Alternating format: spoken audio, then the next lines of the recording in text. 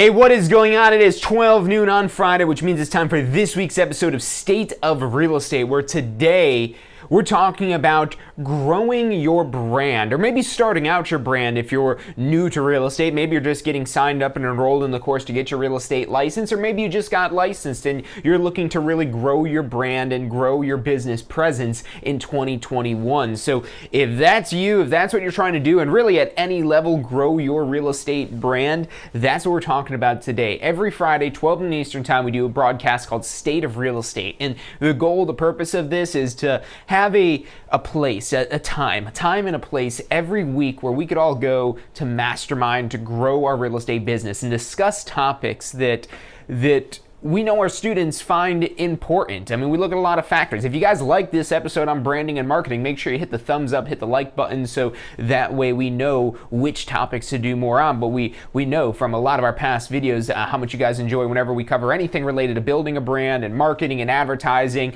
because that can be a make it or break it to really blowing up your business to a huge level, to where you don't have to worry about whether or not you have enough business. You're just concerned with how do you get more. And that's what branding and marketing and advertising can do effectively over time. So I'm really excited to share this with you because I'm a big believer. I'm a big data scientist and advertising and marketing scientist. I like to look at this stuff and run tests and run experiments and see what does work, what doesn't work. And it's always really interesting because this is what allows you such a greater opportunity to serve even more people. So really excited to share today's episode with you. If you like today's topic, make sure you hit that thumbs up button, make sure you subscribe, hit that little bell icon. I'm John Christmo, you're watching State of Real Estate.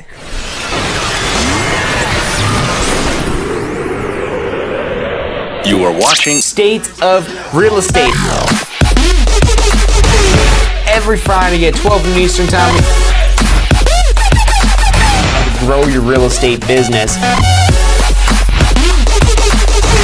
You're watching State of Real Estate. Hey, welcome back to this week's episode of State of Real Estate, where this week we are talking about branding and marketing. Now, if I recall correctly, the last time we talked about branding, we were really focusing on how the branding really just isn't about the logo, the colors, the pictures, the images, the theme. That's more so your marketing. And your marketing is designed to represent your brand. So the branding really is what your business stands for, and your marketing is the visual representation of what your business stands for. And that's where your pictures, your colors, your logos, your fonts, and all those little things that often get confused as branding. But that's just your marketing. That's just your marketing that's reinforcing the brand. Now that is important. That's why I wanted to make today's episode about not just branding, because look, it doesn't matter how great your brand is if nobody knows about it. If nobody knows about how great a service you could provide them, well, you're not going to provide anybody that great service because people don't know you exist. So marketing is the side of that helps expose your brand to the world, and doing it in a memorable way. So one of the things that we're going to frame today's strategies all around is farming. And when I say farming, I don't mean anything to do with agricultural, unless you're targeting agricultural real estate business. Then maybe we could talk about farms, but really what I'm talking about is a farm area. Now, what is a farm area? Well, this is actually one of the first things you learn about in your pre-licensing course, is a farm area.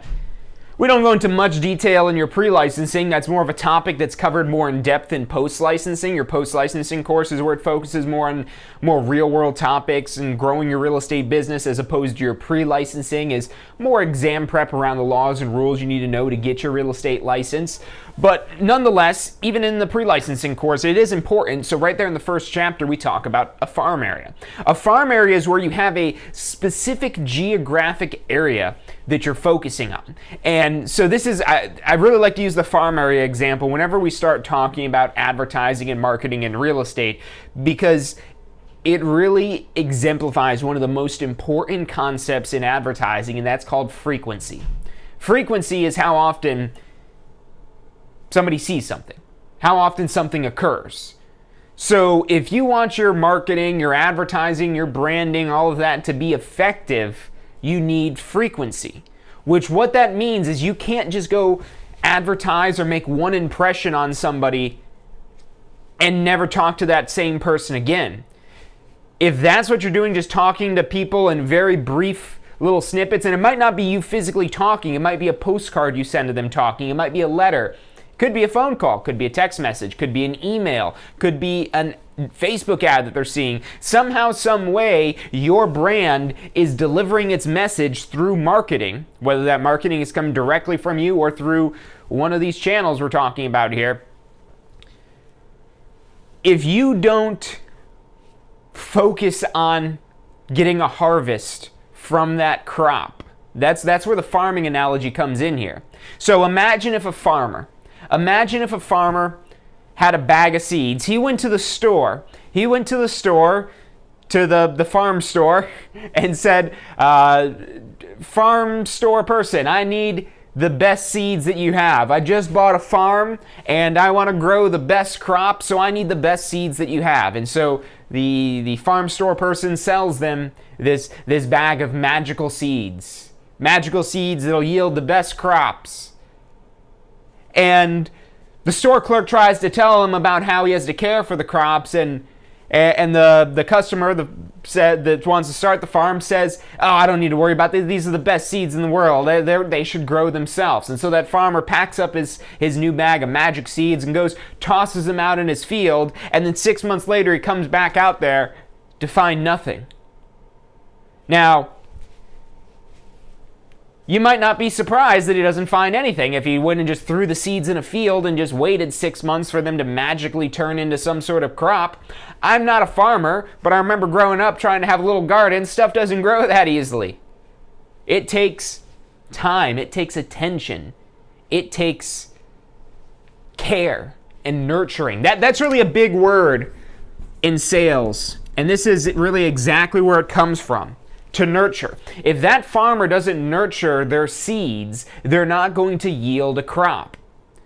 So it doesn't matter where you get your leads from. It doesn't matter where you get your business from. You've got to nurture that business. You've got to ensure that you're focusing on building a relationship. Because if you want to turn a contact into a contract, there's only one letter. There's only one letter that's different here. And that's the R for relationship. Because a relationship is what will take a contact to a contract. If you never establish a relationship with them, it's going to be very difficult, if not impossible, to ever get a contract with them. So it's all about building relationships, nurturing the existing relationships, nurturing the new leads that you have coming in. And so when we're talking about a farm area, it's about when you're being intentional, when you're trying to go out there and fish, rather than you just waiting for fish to come to you. You know, we'll do some analogies on Friday today. So imagine you're a fisherman, fisherwoman, whatever fisher you are. You're out there fishing, you're out there casting your line, casting your net. Well, if you just go cast a line here, reel it in, nothing. Okay, cast a line here, reel it in, nothing. No, cast a line here, reel it in, nothing. Maybe at some point you get lucky, but imagine that you're casting that line or casting that net into that same spot again and again and again and again. And if you really look at the statistics of this, focusing on that same area, every time you come up empty, you're more likely to come up with something the next time around. That's the magic of persistence and perseverance, is every failure you have brings you one step closer to success. Now, it's hard to see it that way in the moment. It's hard to see past the failure. When you fall on your face, all you see is the cement. It's hard to look up and look down the road. You have to get yourself back up and look down there to realize that, hey, you're almost there. But too often, and this is really the biggest thing that your marketing and branding is absolutely going to help your business with. If you could master this, you're going to be leaps and bounds beyond the average real estate professional, because this is a common problem that a lot of real estate professionals experience, that not even all salespeople in all professions and all businesses experience, is people slipping through the cracks. And maybe it's not a sales situation even. Maybe it's just whatever, slipping through the cracks. There's a lot going on in this world. It's constantly changing. Things move fast. Things often slip through cracks. Now, here's the problem when it's one of your clients that slips through the cracks. That client, if they're buying like a $333,000 house and you're getting paid a 3% commission, that's $10,000 that just slipped through the crack. Oh, and then you tack on how much repeat business they could be worth and referral business they could be worth. On average, it's about 5 to 6 sales each client is worth in themselves in current repeat and referral business. So 5 to 6 sales. So if that's a $10,000 commission a pop, that's $50,000 to $60,000 you're letting slip through the crack. That seems like that's a pretty big crack, or you really want to grab that before that all slips out of that crack there. And that's what your marketing and your branding is designed to do. Because the relationship is important. Think of the people you have the closest relationships with. That might be your significant other, your spouse, it might be your kids, it might be your parents, it might be some other family member, it might be a close friend. But what is it that makes you close? Well, it's the relationship. And sometimes these relationships you might have, even with people that are close to you, they might not always be good relationships. They might have some bad days and some bad events and some bad things happen. That happens. That happens in your personal life. It's going to happen in your real estate business as well. But what ultimately makes the relationship last is just simply being there. Simply showing up.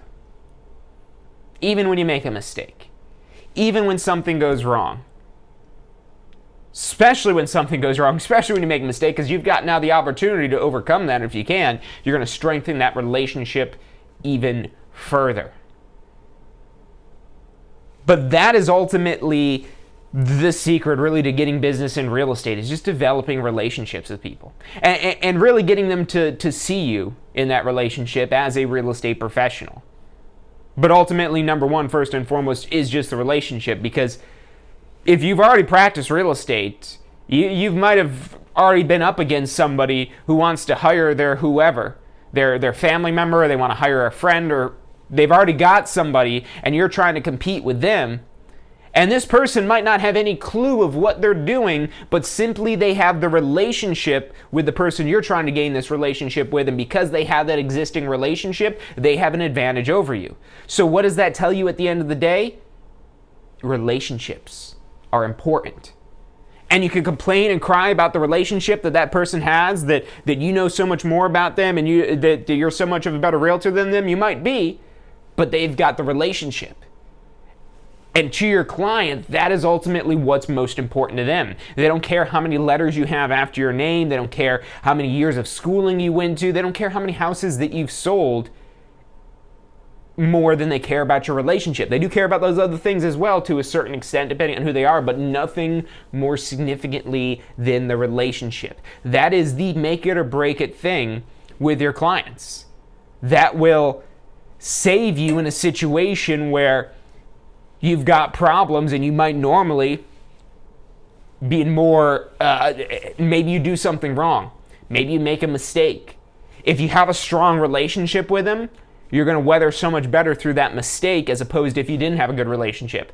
Because if you make a mistake and you don't have a good relationship, they're probably going to be done with you. They're probably going to go find another realtor who's not going to make a mistake, or who at least will have a good relationship with them. But if you have a good relationship, if you have a strong relationship, if you've reinforced that through your marketing and your branding, that relationship can save you.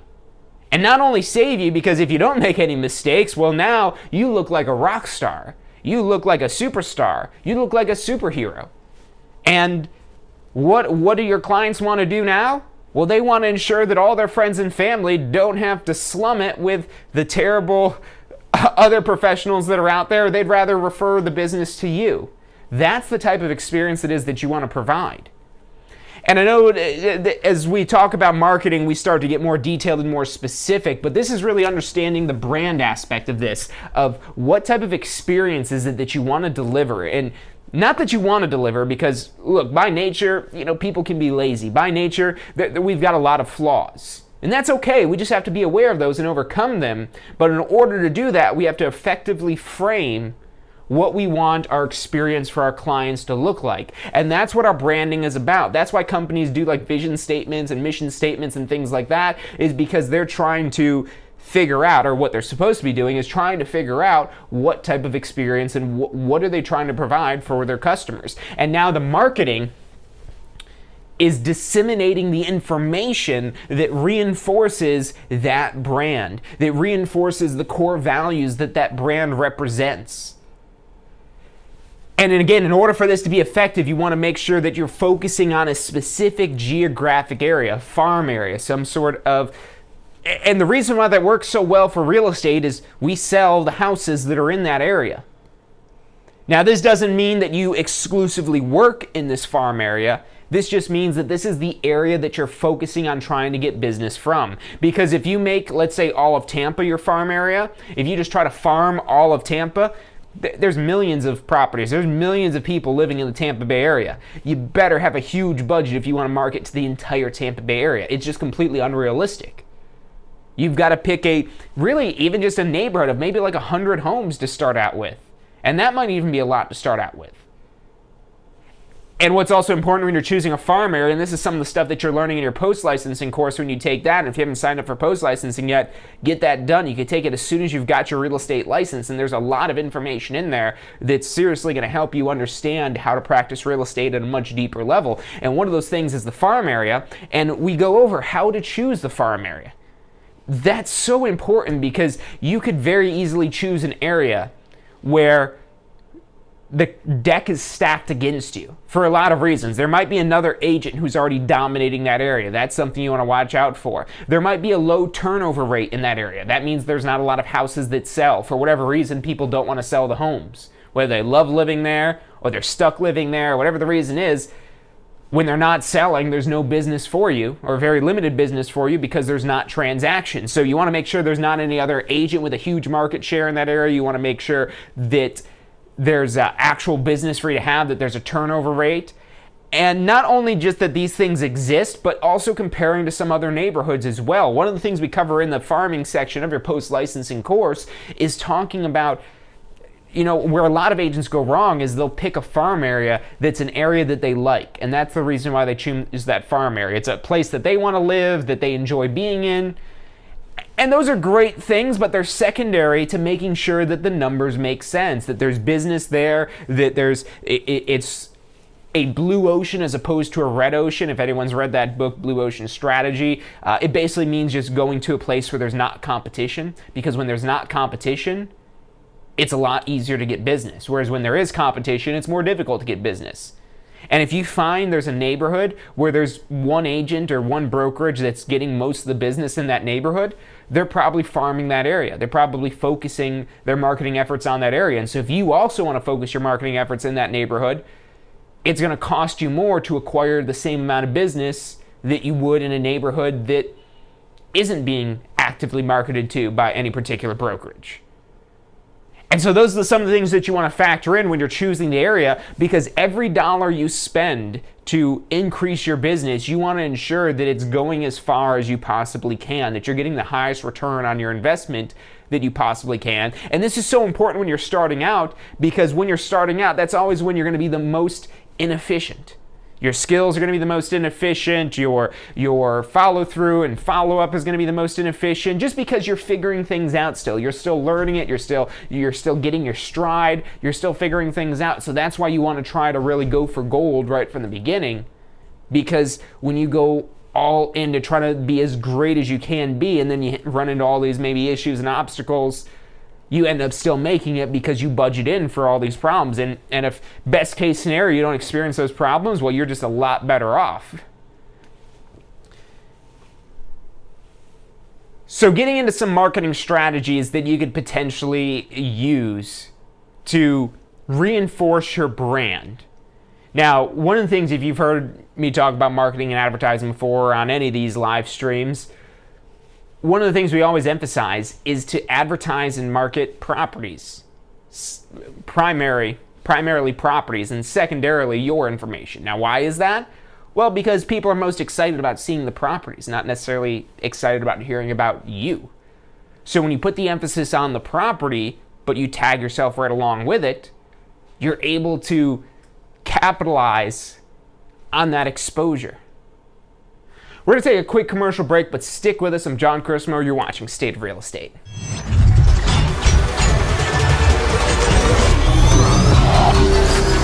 The most powerful tool to study for your real estate exam is the Question Simulator from Tampa School of Real Estate. We've used our years of experience in preparing students for the Florida real estate exam to bring you the most powerful exam study tool available. In the Question Simulator, you'll be able to go directly to a particular unit so you can focus on the sections where you need the most practice. We have also included the percentages of each unit so you know which units are the most important for your real estate exam. Every question will immediately give you detailed feedback, which is almost always more important than the question or the answer themselves. After completing all the questions in a particular unit, you can go through question by question and review any that you've gotten wrong. You could also print out a report at the end of each quiz. The Question Simulator from Tampa School of Real Estate is 100% mobile compatible, so you can practice with test questions anywhere you have your phone with you. Enroll now at questionsimulator.com and get ready to pass your exam. State of Real Estate. Every Friday at 12 noon Eastern Time. Grow your real estate business. You're watching State of Real Estate.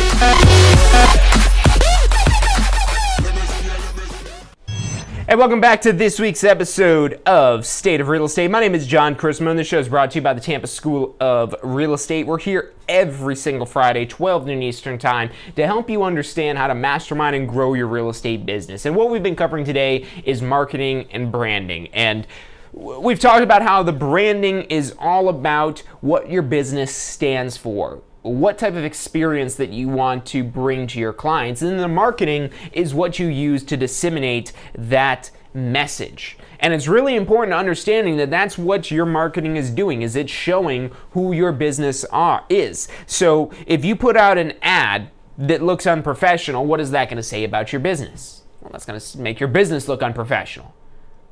And that's where you start to get into, advertising design and color schemes and things like that, and making stuff look nice. Because yes, that can affect your brand, but it's not just about it looking nice. Because there's some websites, sales letters, postcards, Facebook ads that don't look nice, and they work really well. So one of the things that's most important, one of the things I ultimately want to leave you with, anytime you're advertising and marketing, you want to track. You want to track to see what works. And there's a lot of ways you can do this. If you're advertising online, tracking's basically built in. You can tell which ads people are clicking on, what percentage of people that are seeing the ads are actually clicking on them. And you can tell a lot of ways like that, just right away, what's working. But then how do you do that with a postcard? How do you do that with a letter? How do you do it with these old-fashioned marketing methods? How do you tell what business is coming from that? Well, there's all kinds of tricks you could use. One of them that's one of my favorites is phone numbers. You could get phone numbers. You can get really as many phone numbers as you want. Yes, this costs money for every single phone number, but you could get a phone number to track how many calls come from that specific advertisement, because you only include that phone number on that one advertisement. So any calls that come from that advertisement will be to that phone number. So you can tell by how many calls that phone number received what type of response you got from that postcard, from that letter, or anything like that. So that's an important thing to measure as well. And if we talk about doing another old school trick for mailing, is sending one of those pieces of mail to yourself. So that way, when you're checking your mail, you know when the other people on your mailing list are also getting that message. And so that way you could also time any follow-up calls and all kinds of things like that along with this. And we could get really deep into it, but what's most important at the end of the day is tracking, because this will show you what works and what doesn't work, because you don't want to waste your time doing things that don't work. So you want to find out as quickly as possible what works and what doesn't work, so you can focus on what does work and stop doing what doesn't work that's ultimately wasting your time. And you do that, and your marketing and advertising will ultimately become more and more and more effective. But the one thing that's really going to set you up from the start is dialing in that brand of what message you want ultimately underlaid in your marketing. Because when you understand that, your marketing is going to speak much more clearly to your viewer, to your consumer, to your audience, because it'll have some thought process to it. Any sort of ad will get attention, but when you back it up with a strong brand behind it, that's when it really resonates and people really think about it. And when they think about it, they think about doing business with that brand. Think of how many times you've been impressed by some sort of brand, and you might not even need whatever product or service it is that they sell, but you're just so impressed with the brand that you're like, I just want to do business with you. I don't even need what you're selling, but I want to do business with you. And powerful brands will have that effect where they're magnetic. They have a gravitational pull that pulls people in because people are able to see what that brand stands for and they like what they see. So that's what your marketing and branding is all designed to do.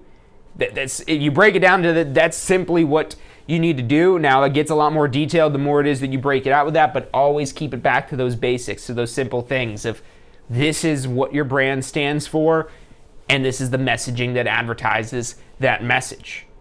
So look, if you guys like this episode on marketing and advertising and branding, we've done a bunch already. So make sure you, after you hit the thumbs up icon so we know to do more of these in the future, you go back and check our State of Real Estate and Ask the Instructor episodes for more videos on advertising and marketing, because we've got a bunch of them on there. A lot of great information to help you get started when you're ready to start advertising and marketing. If you're a new agent, should you be worrying about advertising and marketing right away? Probably not. I would focus more on your sphere of influence, focus maybe more on referrals, focus more on word of mouth, focus on maybe doing some open houses. We've talked about prospecting, and that would be something I'd recommend if you're new, because advertising typically costs money. And you don't want to burn through that money too quickly. So you want to sharpen your skills and sharpen your knife and get the hang of it a little bit before you start putting some money towards advertising. So that way when you do put that money towards advertising, it's most likely to get you a good return on your investment. So if you're ready to get started with getting your real estate license, if you haven't even started the course yet, let's get you enrolled in the course, because you can't use any of this information to run a real estate business unless you have a real estate license. So call us up, we can get you helped out with that, or you can find out more information online at licensefl.com. That's our whole step-by-step guide to get your real estate license. Again, that's licensefl.com. Or you can call us at 813-333-2676. You can also text that number as well. We can text back, or you could call us 813-333-2676. You can chat with us on our website, tampaschool.com. You could send us a Facebook message. Basically, anywhere you see us, just feel free to reach out, and we want to help you in whatever way that we can achieve your dream real estate career, whether that means just getting started with a pre-licensing course, maybe you got to complete your post-licensing, you want to use that course to grow your real estate business, or maybe you're ready to start your own brokerage, or maybe you want to get into some of the sales training programs that we're releasing this year in 2021 coming up. So if you have questions about any of that, call us 813-333-2676. We have advisors standing by to answer any questions you have and assist you in any way they can. Let us help you achieve your dream real estate career. We want to build more and more success stories, because look, I'll let you in on a secret. That's how we become successful. We become successful by making other people successful. If we don't make anybody successful, well, what are we doing here? So let us help you. We want to help you become whatever your definition of success in real estate, whether you're just trying to start out part-time, or you're looking to take your business to the next level, or jump into it full-time, or anything like that. Call us up. Let's figure out how we can help you. 813-333-2676, 813-333-2676. It's about all the time we've got for today. Thank you guys for tuning in, and I'll see you next week.